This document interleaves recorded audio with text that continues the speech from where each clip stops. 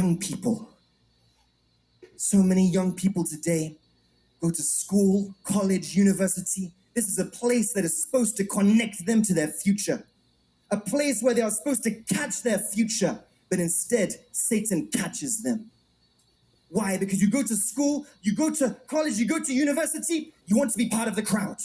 You want to be part of the popular group, popular society. You do what they do. You go where they go. You wear the same clothes they wear, the same makeup they wear. And don't be surprised at the end of the day, your life looks like them. Failure. Let's put our hands together for everyone. You can go back to your seats. I'm very sorry. I know you want altar fruits, but I can't give everyone altar fruits. So we have to give you in the spirit. Just receive it by faith. Because we cannot give everyone.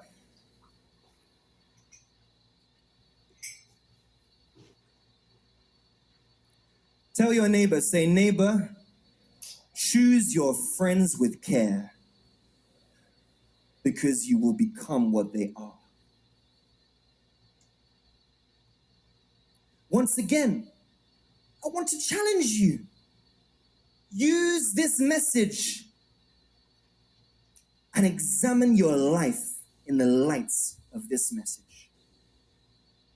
Are you friends with people who are encouraging your strength and helping you in your weaknesses? Or are you moving with people who are taking you back to your past?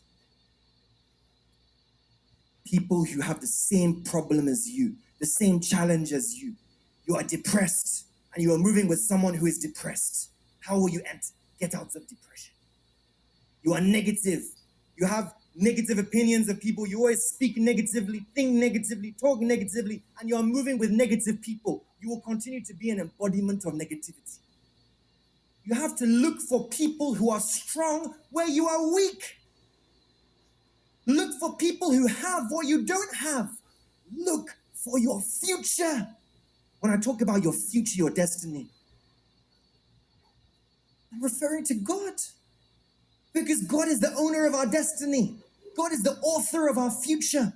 There's no other vehicle we can take that will take us to our destiny apart from God and His fruit and His word. Love is the vehicle that will take you to your destiny. Why then are you friends with people who celebrate hatred? Joy is the vehicle that will take you to your destiny. Why then are you close and you're friends with people who are sad all the time and who look at life from a negative perspective? Even when you share an idea with them, they will look down on it, look down on you, discourage you, dishearten you, dampen your spirits. You say you have the problem of lust, but you're part of a WhatsApp group that is sharing pornographic content and you download it every day. Leave the group if you want to leave that lust.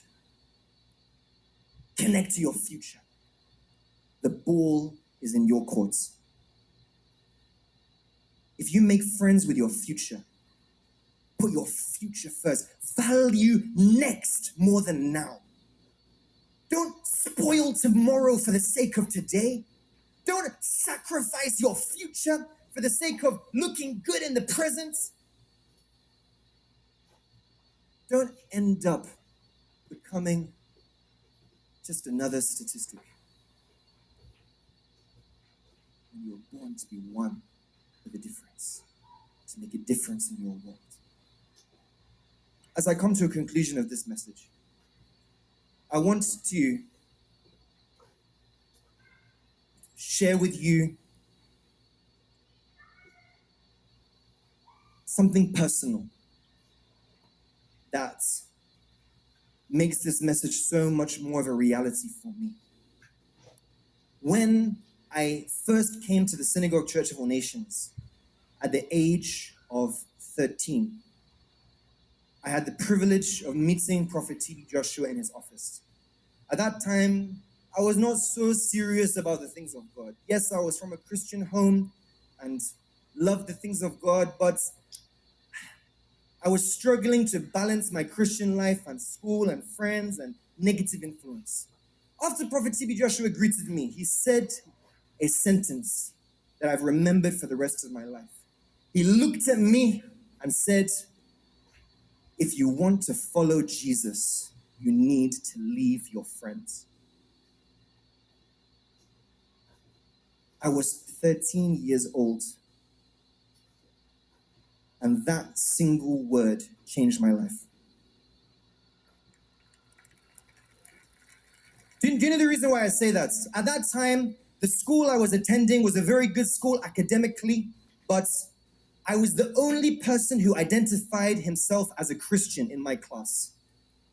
And although, yes, I wasn't rebelling and doing every terrible bad thing, but I was living a double life.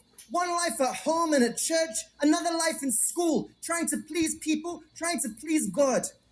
And the man of God, in a single statement, prophetically identified this.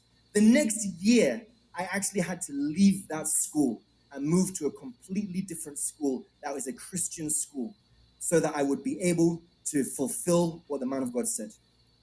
If not for that word, I don't believe I would even be here today. Because the negative influence was so much. Why am I saying this example to back up the importance of this message? I want to let you know, brethren, that whatever you lose for God's sake, you will regain 1,000-fold. Some of you may be hearing this message, and upon sober reflection and self-examination, realize that there are some people that you need to disconnect from. There are some people you need to distance yourself from. I want to assure you that if you take that step, you will not regret it. Because your future is more important than your image. Where you are going is more important than just what you are doing now. But remember, it's what you are doing that will give birth to where you are going. Your destiny must influence your decisions, for your decisions to take you on the road to your destiny. And your destiny does not permit you to move with people who waste time on things that have no lasting value and significance. People that are only going to discourage you, distract you, dishearten you. Be someone that makes a difference in your world by making friends with your future. In conclusion,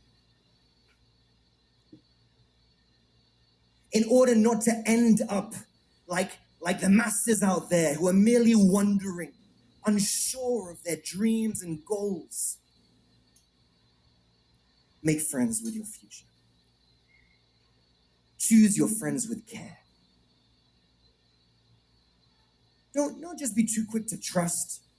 Don't be too quick to give your heart cheaply to someone, because you'll just set yourself up for disappointment. Don't trade issues with people who are not serious about their future. You'll just set yourself up for distraction. Don't look for people who have the same weakness as you. Look for people who are strong where you are weak. Because that is the meaning of true friendship. Where you are weak, I am strong. Where I am weak, you are strong. Iron sharpens iron.